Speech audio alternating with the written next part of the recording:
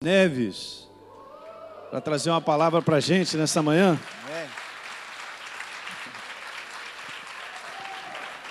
Obrigado, tá? Obrigado. Amém. Glória a Deus. Bom dia, queridos. Graças a Deus, né?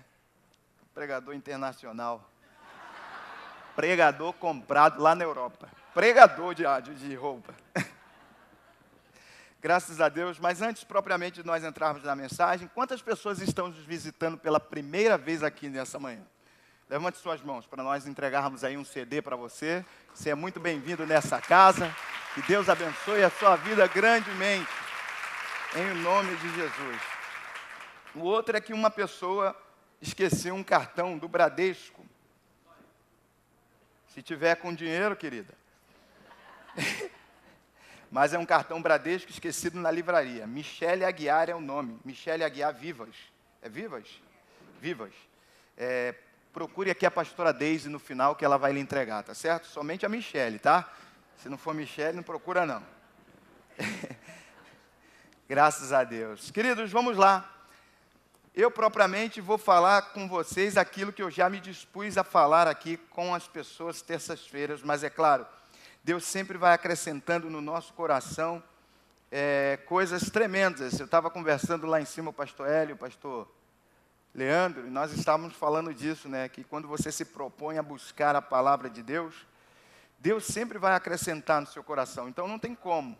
Os irmãos estão acostumados com a minha célebre declaração aqui, quando eu digo, eu tinha aqui 5 páginas, mas meditando durante essa semana se tornou 10. Porque o Espírito Santo, ele é vida, né? Ele sempre vai vivificar a palavra que estiver no nosso coração. Então, se nós tivermos um coração aberto para poder receber do que ele tem para nos dar, nós vamos ver essa manifestação. Então, abra comigo, por favor, lá em Apocalipse, no capítulo 12. É o texto que nós temos utilizado para falar um pouquinho sobre esse assunto. E eu tentei ao máximo, né, comprimi-lo para poder passar para o seu coração. Pessoal, terça-feira já está a par de tudo que nós falamos. Já se vai 8, 9 mensagens sobre isso. Mas eu creio que você vai pegar também. Então, se segure aí na sua cadeira, porque eu já vou começar largando uma feijoada e um mocotó. Toma um sal de fruto espiritual e vai ser digerido tranquilamente. Então, Apocalipse, capítulo 12, no versículo 11, está escrito aí que eles, pois, venceram.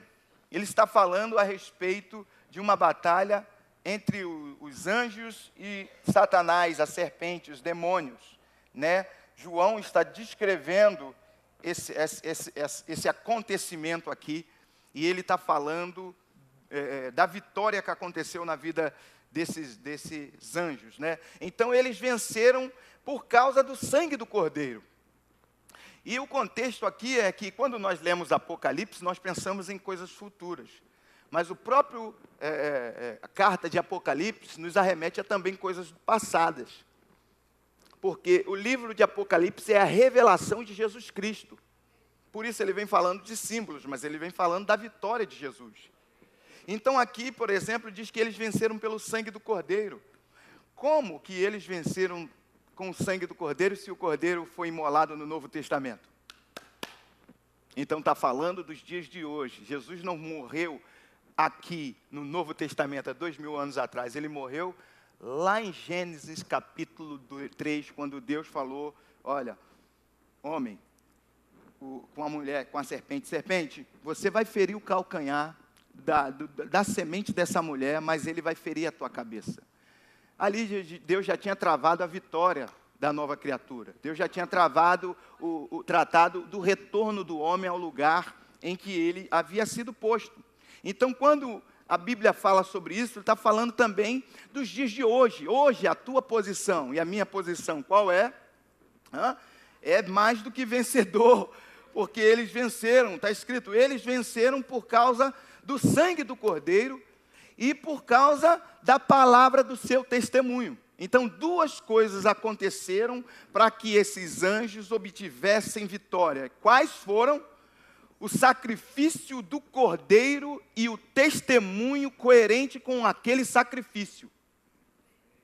A vitória não se dá na força que nós exercemos, no quanto de poder que nós temos, no quanto de intelecto que nós temos.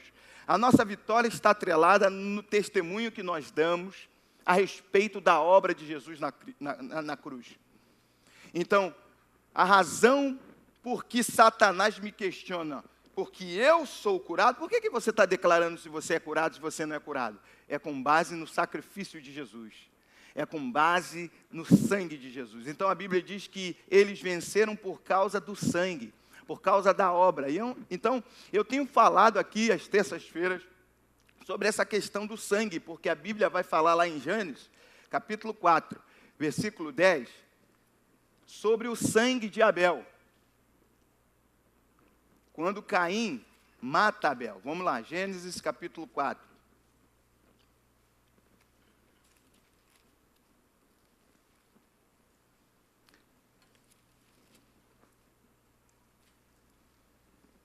No versículo 10, ele diz assim: e disse Deus, porque Caim resolve matar o irmão dele, está escrito: o que você fez?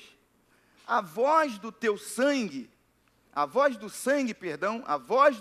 do teu irmão, clama da terra a mim.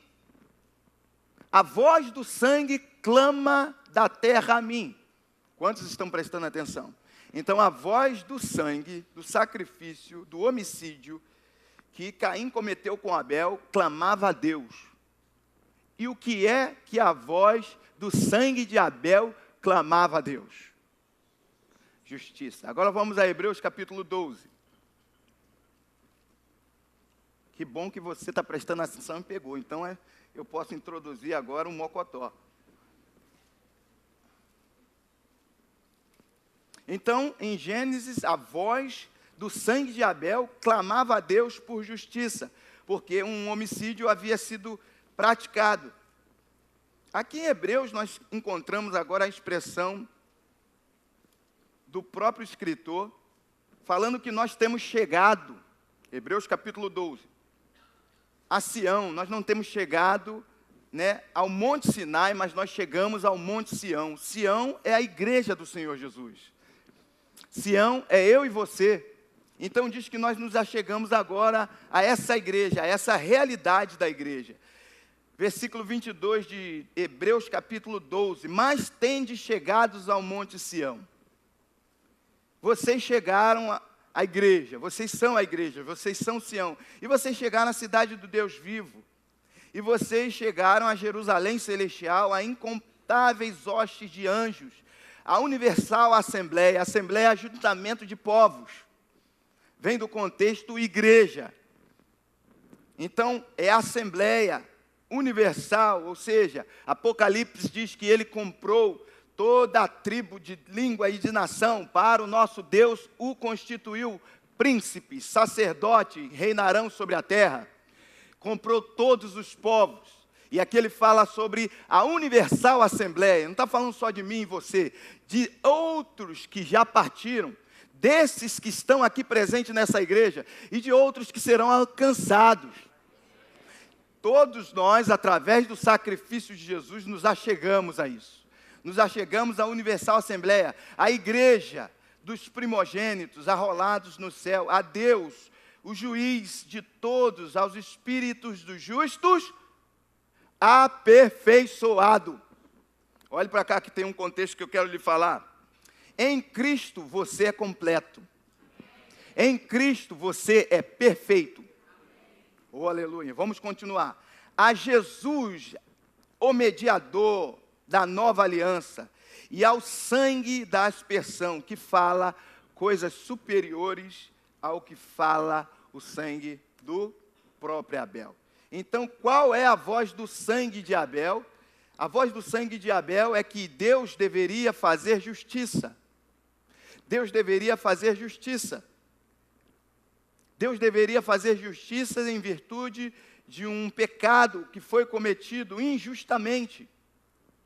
Quem é que está acompanhando? A Bíblia diz que em Hebreus capítulo 12, no verso 24, que o sangue de Jesus fala coisas superiores. Qual é a voz do sangue de Jesus? 1 Coríntios, capítulo 5, verso 21.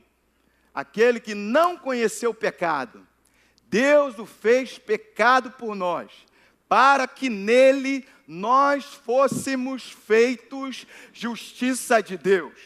Não a justiça desse mundo. O sangue de Abel clamava para que Deus fizesse justiça para ele. O sangue de Jesus clama, dizendo que nós fomos justificados, estamos isentos de qualquer culpa. A voz do sangue de Abel clamava por condenação. A voz do sangue de Jesus clama por justificação, dizendo que o preço já foi pago. Aleluia! Através desse sacrifício, Deus disse que está tudo feito. Está satisfeito com tudo que foi feito. A justiça, o que aconteceu, pastor? Ela foi magnificada através do sacrifício de Jesus. O sacrifício foi aceito por Deus e a justiça ficou tranquila porque foi magnificada através desse sacrifício do inculpável, a troca, a substituição do lugar. Então agora a Bíblia diz que eles venceram por causa do sangue. E a primeira coisa que o sangue fala a respeito da nossa vida é que nós somos justos, que nós fomos justificados. Como novas criaturas, nós temos agora a habilidade de permanecer diante do Pai sem culpa, sem condenação. Podemos nos aproximar diante dEle. Quem é que está entendendo? Então, diante disso, eu quero te dizer essa frase. Eu estava meditando, mas vá comigo a Colossenses. E eu passei um tempo meditando sobre esse verso. E é claro, Deus sempre vai nos acrescentar. Colossenses capítulo 2. Quase que o pastor Hélio pregou aí a minha mensagem, mas... Abra lá, Colossenses capítulo 2.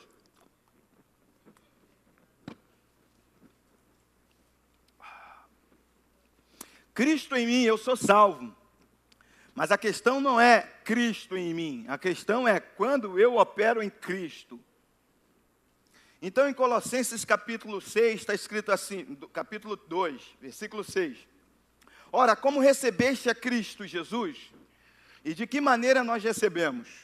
De que maneira nós o recebemos? Por meio da fé. Ora, como recebeste a Cristo Jesus, o Senhor, assim ande nele. Assim opere nele. Pratique, viva nele. Atos capítulo 17, verso 28, diz que nele nós vivemos, nos movemos e existimos. Então, como vocês receberam a Jesus Cristo, vivam assim nele. Nele, radicados, edificados, confirmados na fé, tal como foste instruídos, crescendo em ações de graça.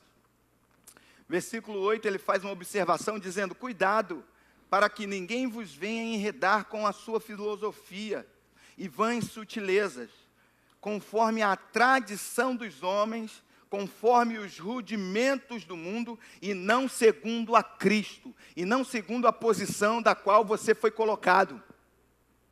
Tradição, pensamentos humanos que nos afastam de podermos experimentar a vida abundante que Jesus veio trazer.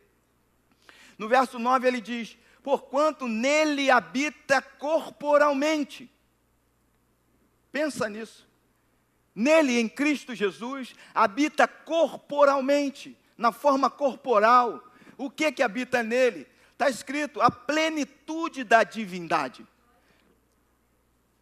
Pai, Filho e Espírito Santo residindo em Jesus Cristo. Corporalmente. Veja, também neles vocês estão aperfeiçoados. Ele é o cabeça de todo principado e de toda potestade. Verso 11 agora, nele também. Vocês foste o quê? Circuncidados, não por intermédio de mão humana, mas pelo despojamento do corpo e da carne, que é a circuncisão de Cristo Jesus, tendo sido sepultados junto com ele no batismo, no qual igualmente fostes ressuscitados mediante a fé, no poder de Deus que o ressuscitou de dentre os mortos.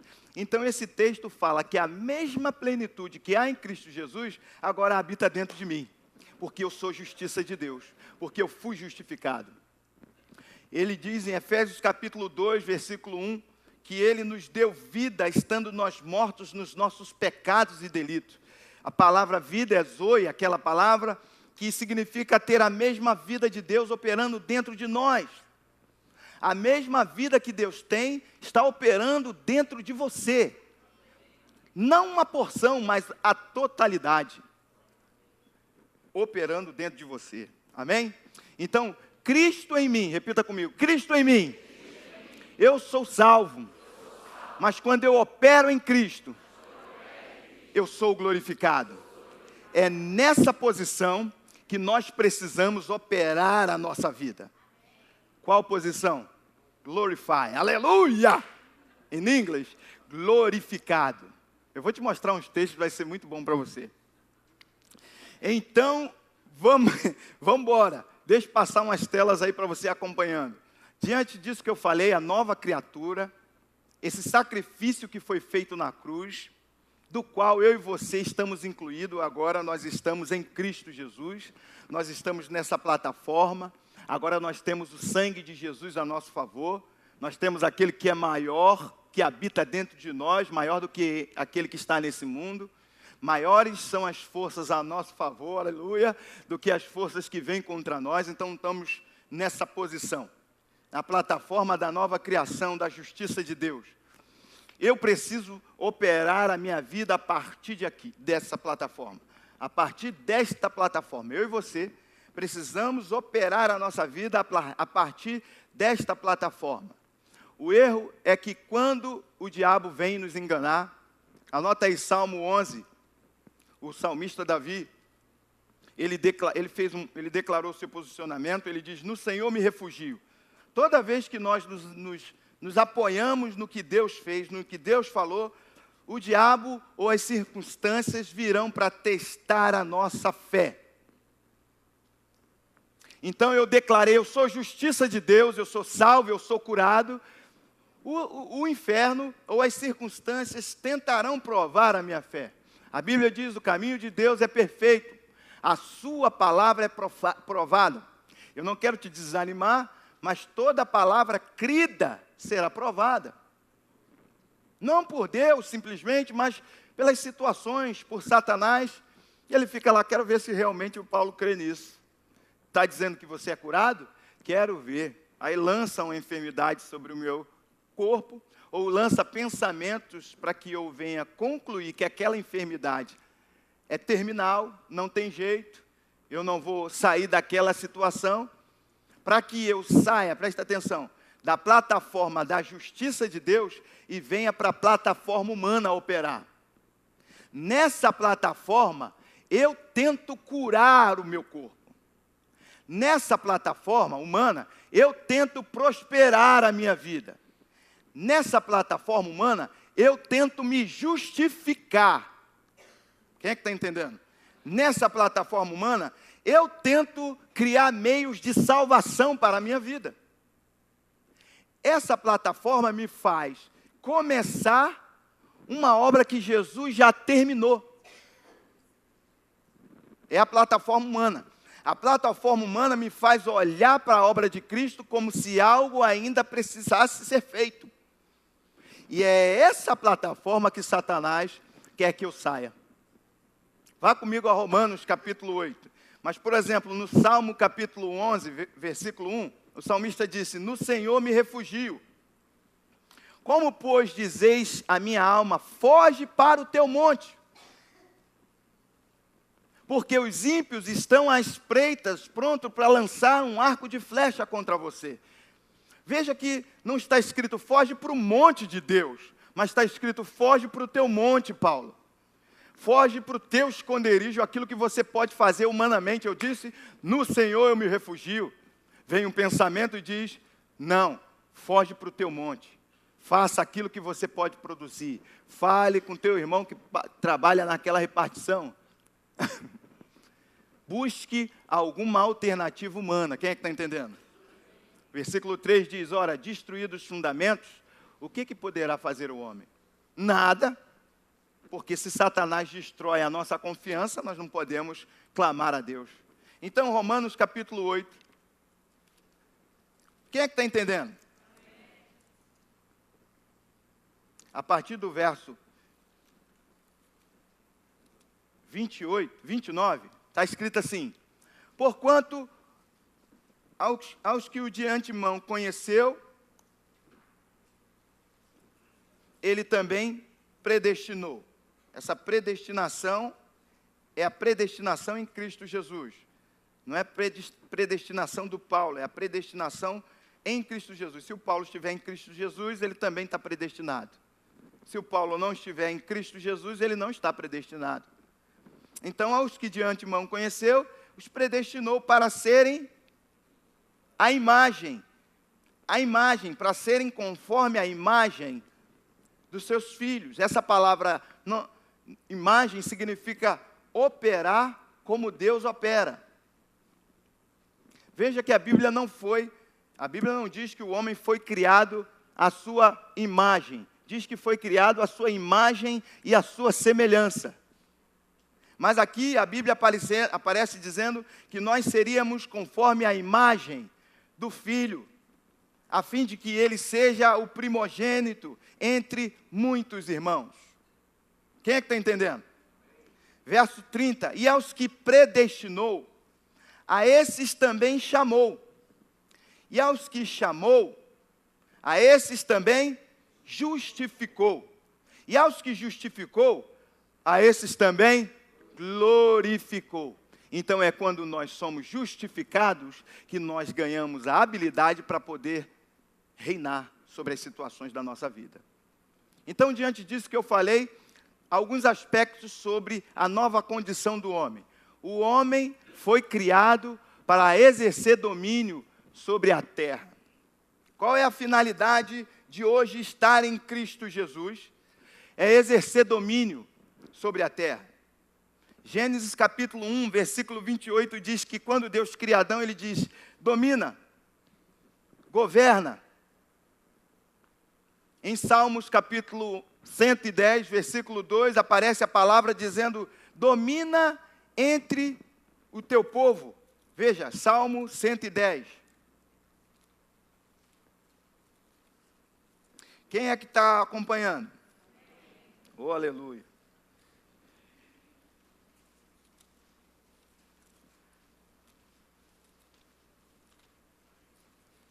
Salmo, capítulo 110, versículo 2. É um salmo profético a respeito do reinado do Messias. Está escrito no verso 2, o Senhor enviará de Sião. Sião é a igreja, e Sião é eu e você. Isaías capítulo 9. Não abra não, fica aí. Mas a partir do verso 7 diz, um menino nos nasceu, mas um filho nos deu. Um menino nasce, mas é um filho que nos foi dado. O cetro do seu poder estará sobre os seus ombros. Não está na cabeça, ele é a cabeça. Mas está nos ombros. Os ombros é o corpo. Quem é o corpo de Cristo? Você, eu. Então a autoridade não está em si na mão de Deus, mas está na tua mão. É o que você faz que determina aquilo que você vai receber. Jesus virava para as pessoas e dizia, o que é que você quer que eu faça? Jesus não fazia simplesmente o que ele queria, mas ele perguntava o que aquelas pessoas conseguiriam acreditar. Quem é que está entendendo? Quando Deus chamou Abraão e disse, sai da tua terra, do meio da tua parentela, vai para uma terra que eu te mostrarei, de ti eu vou fazer uma grande nação, vou abençoar aqueles que te abençoarem, sê tu uma bênção. A Bíblia diz no verso 4 que ele partiu e saiu. Deus disse, sai, ele partiu e saiu. De Gênesis capítulo 12 a Gênesis capítulo 13, acontece aí alguns anos, em que o gado dele cresce, o gado do seu sobrinho cresce. E quando o sobrinho dele sai de perto de Abraão, Deus vira para ele e fala assim, agora levanta, ergue os teus olhos desde onde você está e olha toda essa terra, para a direita, para a esquerda, para frente, para trás, para o oriente, para o ocidente, porque toda essa terra que você, Abraão, vê, eu vou dar a você. Ele não falou, Abraão, toda a terra que eu estou vendo, porque eu sou o Deus Todo-Poderoso. Mas ele transferiu a responsabilidade de enxergar, ou do recebimento, a Abraão. Abraão, é aquilo que os seus olhos conseguem ver, que vai ser dado a você. Quem é que está entendendo? E ele faz assim conosco. Eu quero ler uma história para você, não ia ler, mas só para você entender. Ted, o nome dele ele é o responsável, o presidente pela Visão Mundial. Esse homem, ele conta a seguinte história, que uma menina estava num cruzeiro com seu pai, e ambos estavam parados no convés. Era um dia claro e muito bonito, o ar estava refrescante. A menina parada na ponta dos pés, disse ao pai, papai, eu não consigo ver nada, porque ela estava embaixo no convés. O pai levantou a menina e colocou-a sobre os ombros. Agora ela estava acima de todos os outros no convés, e ela podia ver tudo o que estava ao seu redor. Então aí ela exclama, papai, exclamou a menina, eu consigo enxergar mais longe do que os meus olhos conseguem ver. Eu consigo enxergar mais longe do que os meus olhos conseguem ver. Então ele declarou a seguinte sentença. Essa é a frase, essa é a essência da visão que Deus nos dá. É ter a habilidade de enxergar além do que os seus olhos físicos conseguem ver. De não apenas ver o que é, mas também ver o que pode vir ser feito com uma realidade. Então eu acrescento que o maior dom que Deus dá à humanidade não é o da vista, é o da visão. É a capacidade de enxergar além dos obstáculos. E Ele te capacitou e me capacitou a isso. Quem é que está entendendo? Então vamos voltar aqui, só um parênteses, Salmos 110, verso 2 diz, domina sobre os teus inimigos. Então é intrínseco ao homem governar. É intrínseco ao homem dominar, porque ele foi criado para isso, para exercer domínio. Quem é que está entendendo? Porque nós devemos prevalecer sobre as circunstâncias que nos cercam, porque é intrínseco, não tem como. Nós fomos justificados por Deus, e por isso nós precisamos exercer domínio. Veja aqui, Romanos capítulo 5.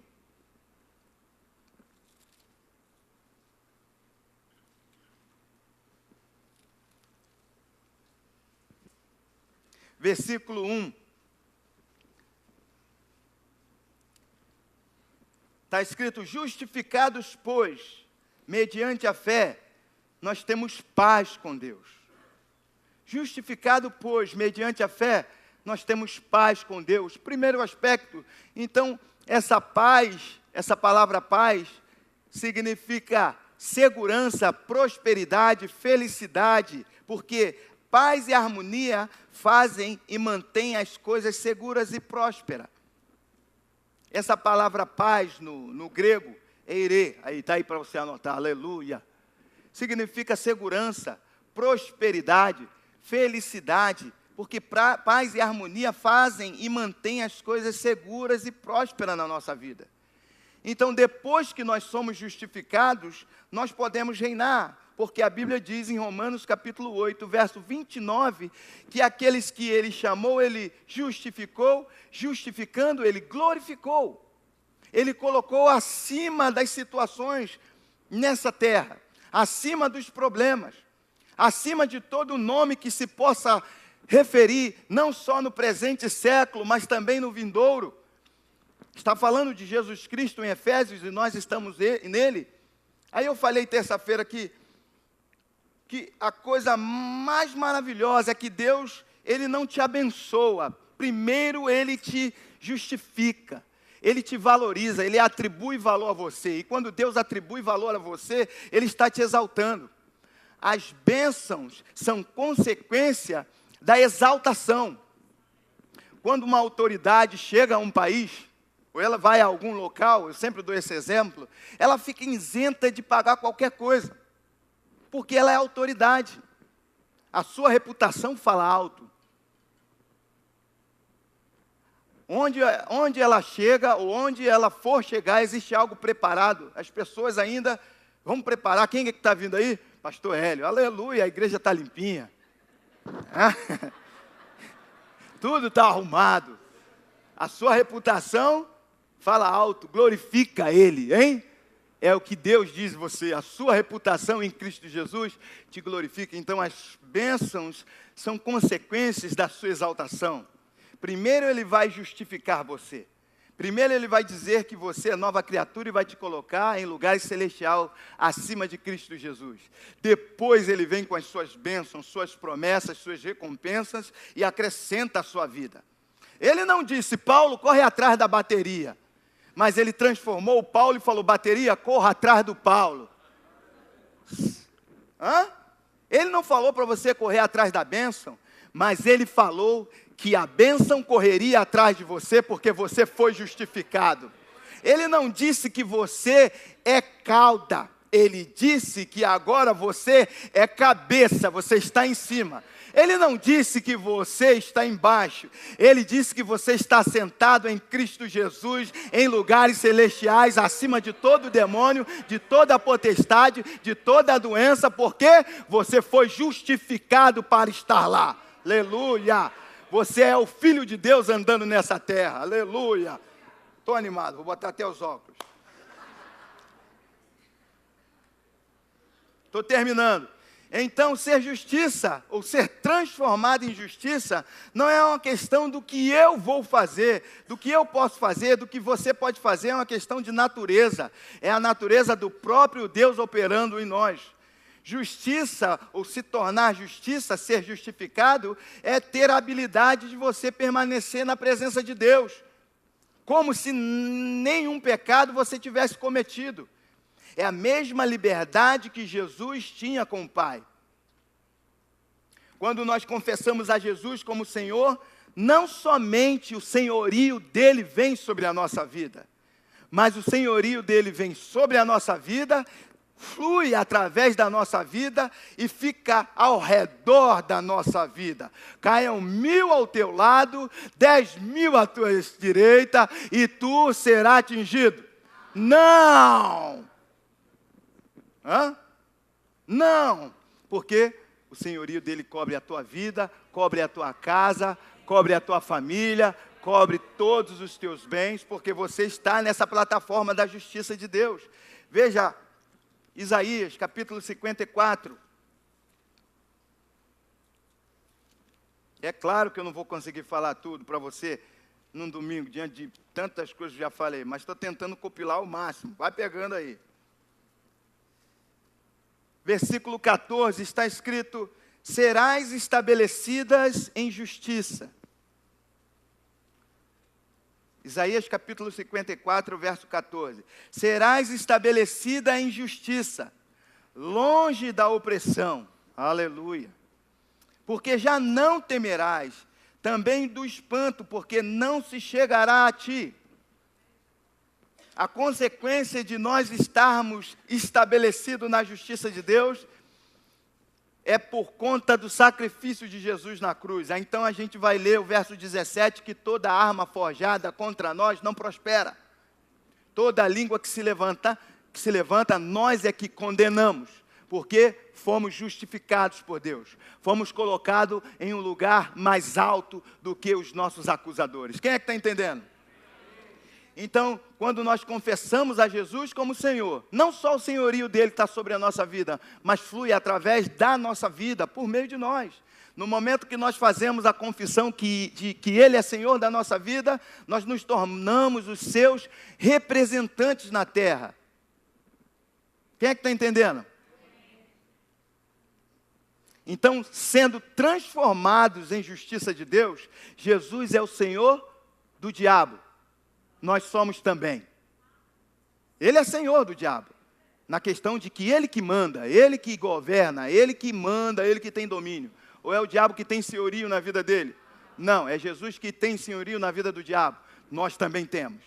Jesus é Senhor sobre as enfermidades, nós também somos.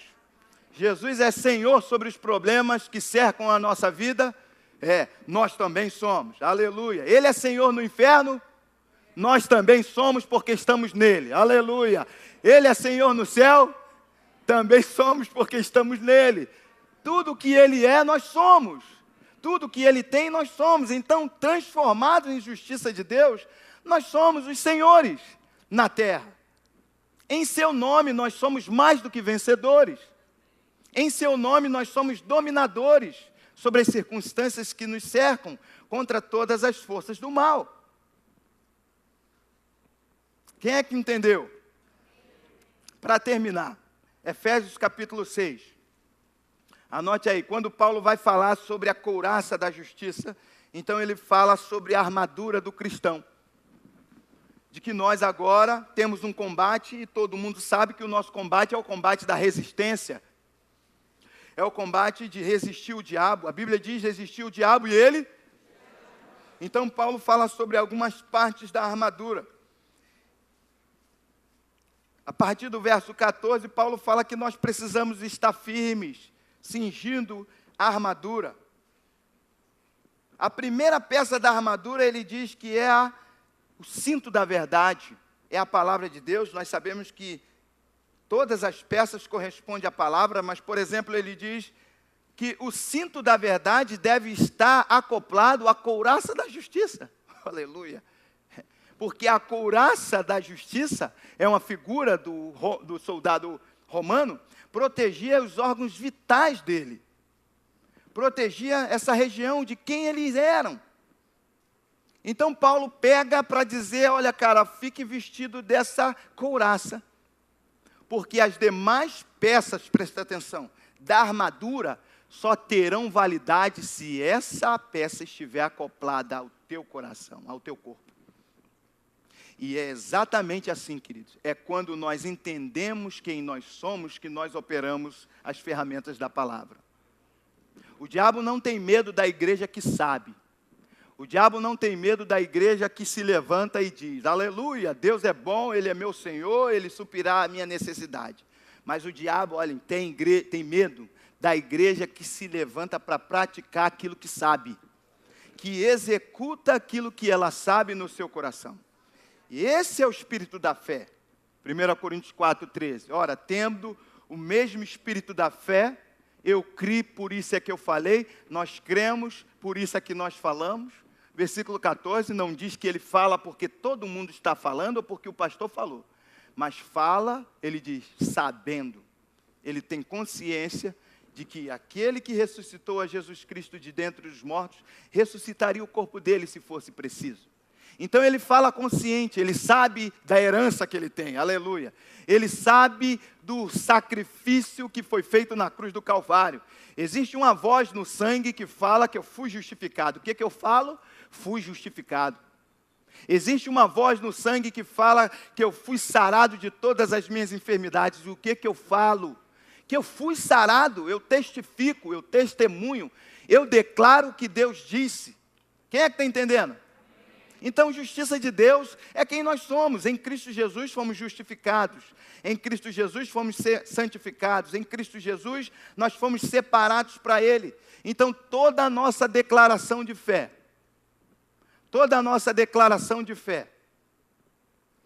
ela se origina na verdade, mas tendo como base a justiça de Deus que vem através dessa fé. Então eu vou me levantar para declarar que eu sou curado. Onde essa declaração está apoiada? Na justificação, no sangue que me justificou. Por que você está declarando que você é curado, Paulo? Porque o sangue de Jesus me libertou de toda e qualquer enfermidade. Por que você está declarando que agora não é mais pobre pecador? Porque o sangue de Jesus diz que eu fui redimido. Então eu testemunho com base na justiça, no que Jesus fez. Quem é que está entendendo? Anote para você meditar em casa. Isaías capítulo 32, verso 17. Está escrito assim, a justiça, só anote, eu vou ler numa outra versão. A justiça tomará conta de vocês. O direito construirá sua casa nas terras férteis. E onde há o direito, existe paz. E a descendência do direito será resultado de uma vida tranquila e confiança interminável. Aleluia. Isaías capítulo 32, verso 17. Então precisamos nos armar de justiça diariamente para que nós possamos resistir qualquer ataque do diabo. E armar-se de justiça é, na verdade, se conscientizar do que nós somos em Deus. Amar-se de justiça é se conscientizar em quem nós somos em Deus. Quem é que entendeu? Anote essa frase antes de ficar de pé. Eu não coloquei, mas sendo justiça de Deus, nós estamos assentados com Cristo Jesus em lugares celestiais, acima de todo poder, o principado das trevas. Sendo justiça de Deus, nós somos mais do que vencedores sobre a obra de Satanás.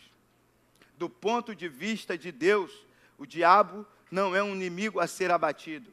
O diabo é um inimigo derrotado e vencido por Jesus através da cruz.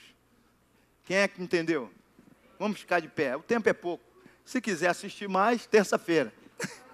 Não é essa outra. Cena nos próximos capítulos. Então essa é a nossa posição em Cristo Jesus. Não é uma posição de derrotado. É a posição de alguém que foi exaltado. Então eu não preciso fazer nada para poder viver essa vida que Jesus veio trazer para mim. Não existe nada que você possa fazer que vá mudar o que Jesus fez por você na cruz. Talvez você possa ter cometido algo errado e pensar, pastor, nesse carnaval eu saí no bloco. Não há nada de errado. O problema, queridos, o problema de Deus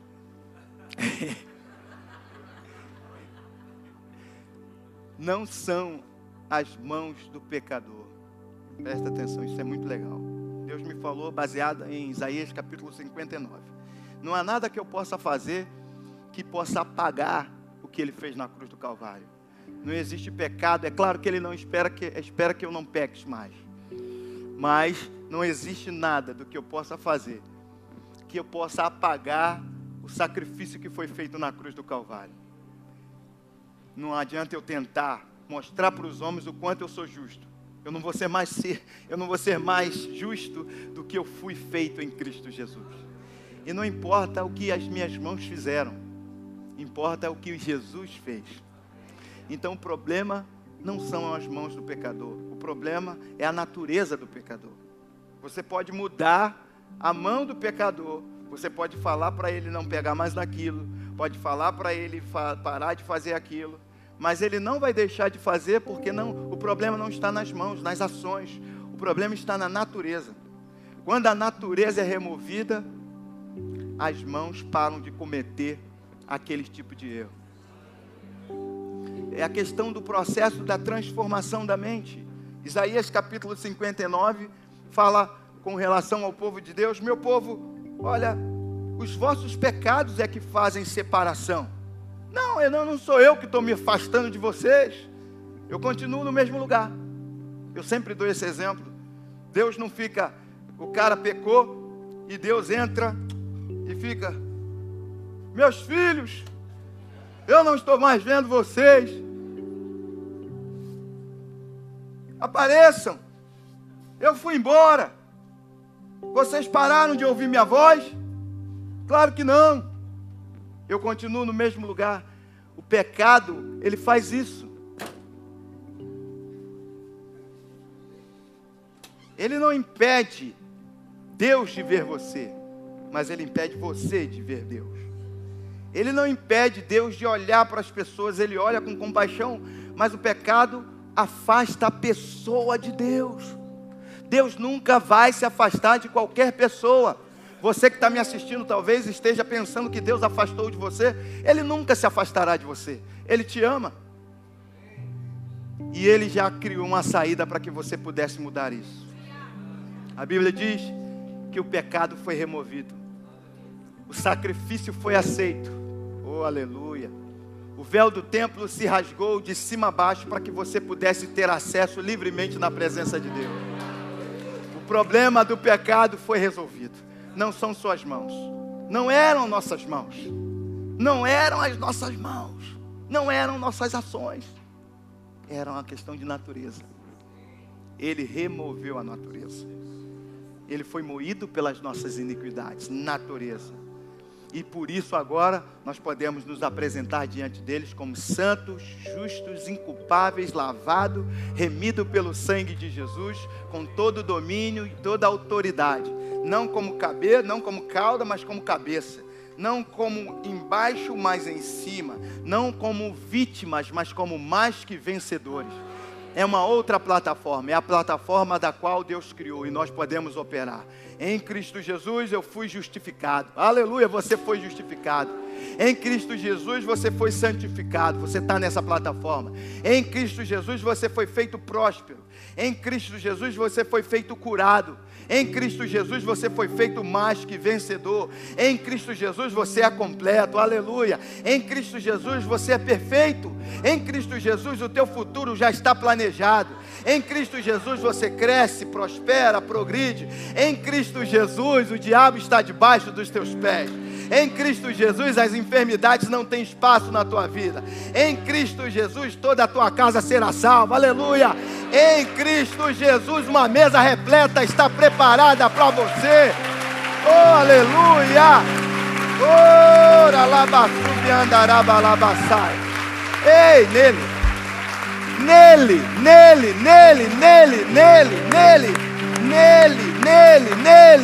nós estamos nele, tudo nele, aleluia, tudo é dele, para ele, todas as coisas, nele tudo subsiste, ora lá pachai, Pai, obrigado porque essa é a nossa plataforma. Essa é a plataforma da qual nós estamos estabelecidos, ó Pai. É a plataforma da nova criatura, Pai.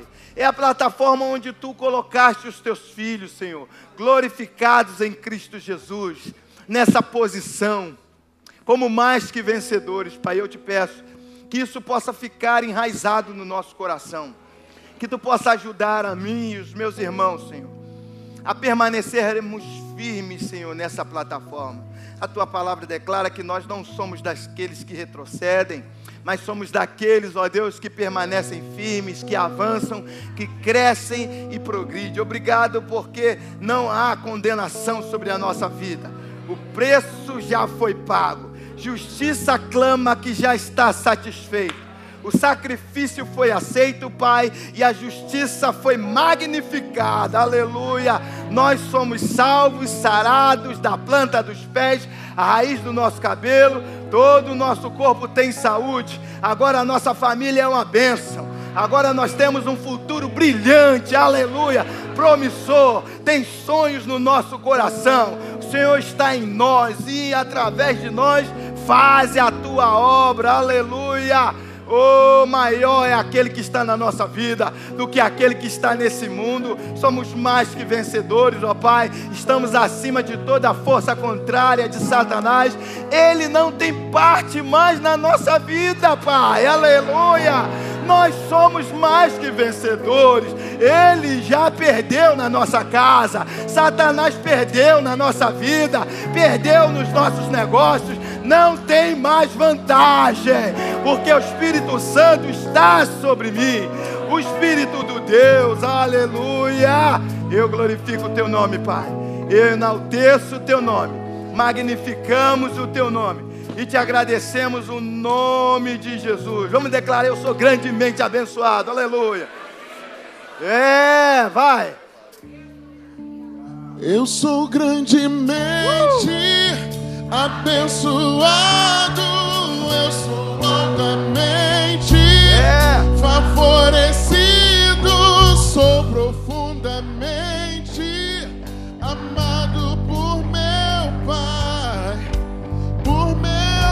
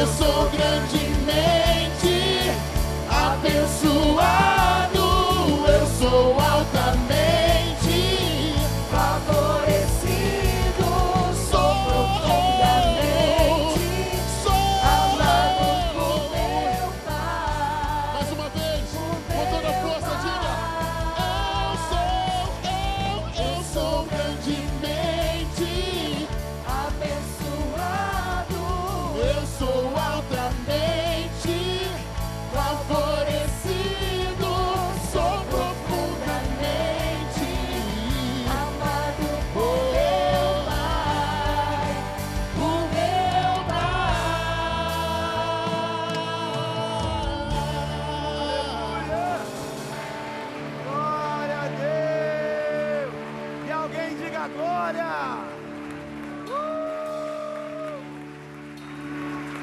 Aleluia! Glória a Deus, queridos. Glória a Deus. Terminar, só para você ver como são as coisas. Eu que tinha que pregar hoje, mas eu cheguei com uma dor horrível na coluna. Eu não podia ficar 30 minutos em pé. Estávamos no gabinete, o pastor Hélio, falei com ele, falou, quer que eu pregue? Eu falei, não, deixa comigo, aleluia. Esse chá eu vou tomar. Estou brincando. Mas ali nós fizemos uma oração e nós concordamos sobre algo.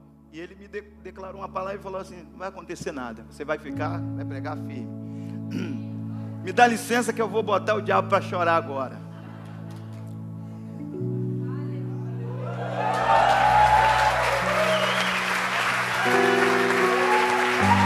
Essa plataforma ele não vem. Essa plataforma ele não vem. Ei, aleluia. É a plataforma de Deus. Cadê ele? Foi embora. Ele não fica, meu irmão. É isso aí. Está finalizado, queridos. À noite nós estaremos aí, pastor Marcos, Honório, não falte o verbo da vida. Que você tenha um excelente almoço. Você que nos visualiza aí e nos visita, que você tenha uma tarde maravilhosa. Tá certo? Até mais à noite, onde nós estaremos aí transmitindo o culto ao vivo. Tá certo? 18 horas, queridos. Vá em paz.